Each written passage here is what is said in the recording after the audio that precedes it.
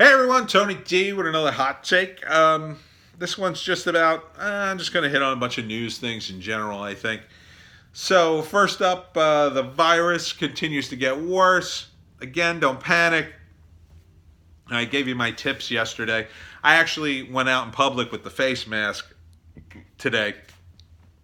I got some looks. People kidded me, teased me about it. I didn't care. I had the mask.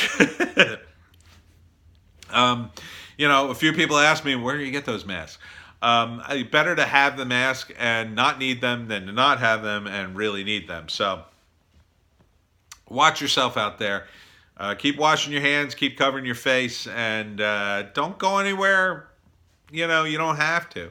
Don't go out in public in a lot of public gatherings. Don't go out to eat. You're just asking for it if you go out to eat because the people in the back could have something. And every people pointed out to me, oh man, regular flu has killed more people. Yeah, I know. But the thing is, that mask works against regular flu too. So why wouldn't I have it? It is flu season, in case you don't know it. Although the weather has been gorgeous for January and February. So kudos to you, global warming. And the other thing I got to talk about is, oh my God, the impeachment. Dear God, will the impeachment end? Will it just end? How much more embarrassing is it going to get? There was a video going around of Jerry Nadler walking up to the podium and trying to end for the night the impeachment proceedings. And he's giving his thing. And like Adam Schiff is chasing after him going, Jerry, Jerry, Jerry. And you could just see, like, Nadler just wants to, we just got to move this stuff along. Like, he's just had enough. Not that I don't think he doesn't want to impeach Trump, but, like, I think he sees the writing on the wall. I think they all do.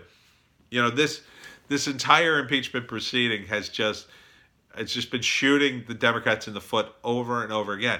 I don't know how much more stupid they could look at this point. Every move they make, they get trounced. They want more witnesses. They want John Bolton. And then the video comes up with John Bolton talking about the same exact phone call that he's going to testify about, that he supposedly wrote about in his book. And he talks about the call like, oh, well, great. Well, wonderful call with the Trump and the president of Ukraine. I mean, really? Really? And how stupid are these people to not remember the interviews that they were in? I get it. They do a lot of interviews. But I would think that, when he decided to write the book, that he might think to himself, did I do any interviews that would contradict this information? Or is it just about selling books so he could retire comfortably? It seems kind of crass, but that's what a lot of people are saying, at least on the internet. In which case, I don't know why the Democrats would want to drag John Bolton out. I mean, to me, John Bolton is one of the most unreliable human beings on the face of God's green earth.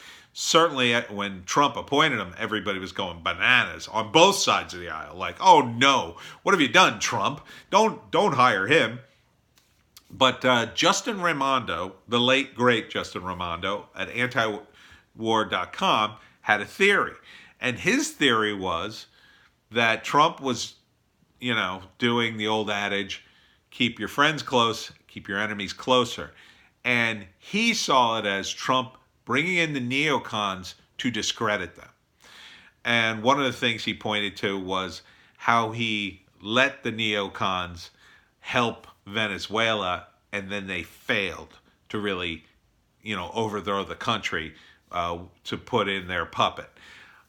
Which was very interesting because the United States made all these half-ass efforts in Venezuela that didn't work, right? They tried to send aid trucks wasn't to Maduro, it was the other guy who was going to oust Maduro.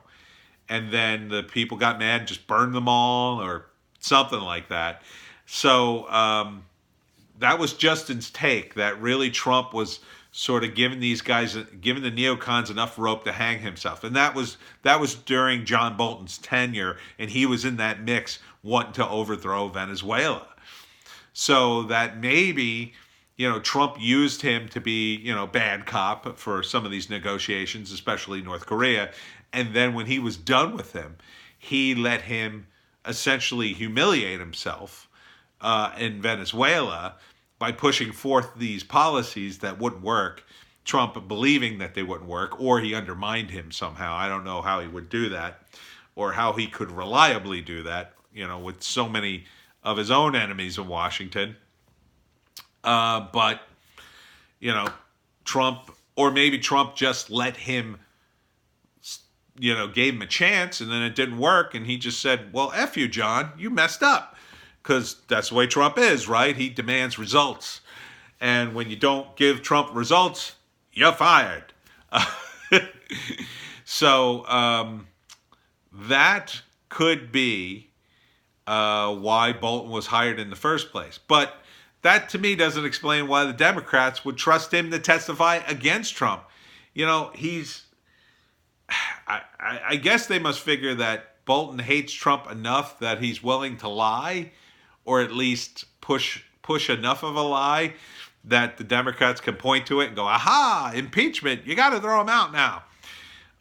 But it looks like, impeachment is falling to pieces, and that Trump's going to be acquitted, probably maybe by the time I upload this video.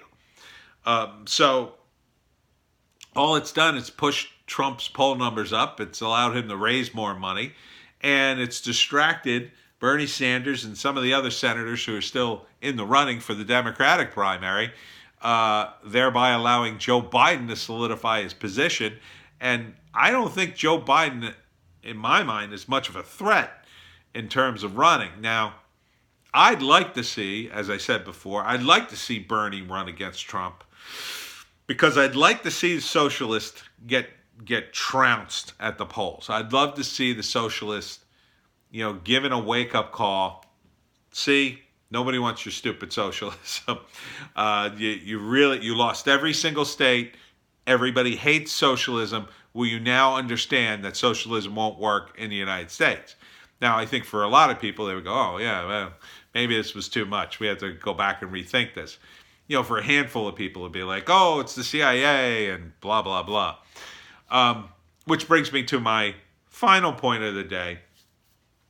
I cannot believe how many partisan liberals suddenly defend the CIA. Now, I've talked about this before in videos. I've definitely talked about it in the anti-war comic at the Webcomic Factory, celebrating 10 years. And, back in the day, in the 70s and 80s, if you were a liberal, and I was, and you said something like, well, the CIA, that really protects this country, you would have been laughed at. You would have been called, every name in the book. You would not have been considered a liberal. They would have been like, what are you, out of your mind? The CIA is the worst thing on God's green earth. Now you have a whole generation of Democrats who back the CIA to the hilt. And you have their partisan followers all over Twitter, all over the internet, in real life, saying, well, the CIA does protect this country. The CIA is a terrible organization. Okay? If you back the CIA, you clearly don't know the history of the CIA.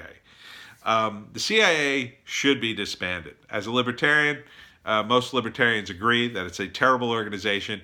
It is not that we don't need a clandestine operation. We don't need one like this.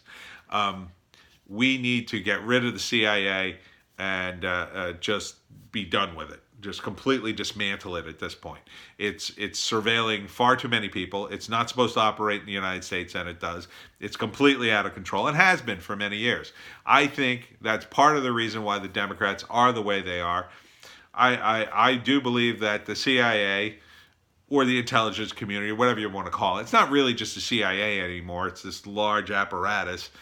The deep state, as they sometimes call it, they have their hands in the Democrats and the Republicans, but now more so in the Democrats, because Trump has given the Republicans sort of license to do whatever they want, because Trump isn't under their payroll. They can't really control Trump. they can kind of push him in certain directions, and I don't think he's totally against their agenda, but I think that the CIA has their hands deep in the Democratic Party, because you have Nancy Pelosi, whose husband has contracts. I believe they're connected to the NSA, and I think the CIA too. But I think the NSA. Um, you've got the Clintons, who, with all the many deaths around the Clintons, that to me is like very suspicious, and one of the reasons I think the Clintons may be connected, that would be the only way they could consistently get away with all these people sort of having mysterious accidents, um, because they came in at a time when the CIA was growing in power, because you had in the late 80s and early 90s this all these shenanigans with raising money outside the agency to do things. And, if you've ever seen the TV series Snowfall, it's about the CIA raising money by selling cocaine. And so they raise money off the books. It can't be traced back, and they can do whatever they want with it, essentially. So, there is this idea that the CIA looked at their operations, and they have to look at things sort of very cynically. How do we push forward? How do we do the things we want to do? What's stopping us? And the answer was, a lot of times, the American people were stopping them. So in the 60s and 70s, they had Operation Mockingbird, where they planted CIA operatives in every major media organization at that time. I don't believe Operation Mockingbird ever ended. I think it was just pushed deeper down. It was supposed to end, but I don't think it did. And the fact that you've got a Democrat, a DNC that's very close to the media, and a ton of CIA, ex-CIA guys constantly being on that same media, tells me that there's a connection there. Now, I'm not suggesting there's like a crazy tinfoil hat cabal of guys who run the world in secret, but what I am suggesting is they're just very tight. It's like you have one group of coworkers, another group of coworkers, and they just hang out at the same bar. And because of that, they become pretty tight as friends. And because of that, maybe they give each other more business than, say, the other companies in the region. That's the kind of closeness I'm talking about. I'm not talking about necessarily an organized cabal, although I do believe there were elements organized to get rid of Trump because they didn't like him. I don't believe it went very far. I think it was probably just a handful of guys, because I believe that even just a rando guys in the government can get pretty arrogant and decide, oh no, I can't have that guy as president. I'm going to do something about it. So we can't even say on YouTube the name of the whistleblower. If you say the name of the whistleblower, they will actually demonetize and take down your YouTube video. And his name's already been all over the internet. It's already been said, and yet they're trying to have this weird media blackout, and this blackout is being perpetrated by YouTube, an organization that's incredibly left-leaning, that's located in Silicon Valley, another area that's incredibly left-leaning, and they're supporting the CIA, essentially, because that whistleblower is a CIA agent. So it's very interesting to me. So if you are a supporter of the CIA and you call yourself a liberal, please stop. I am no longer a liberal. I am a libertarian. It's more of a classical liberal. But you are no liberal if you support the CIA. And you should stop calling yourself that. You should call yourself what you truly are. You are a neoliberal, just like a neocon.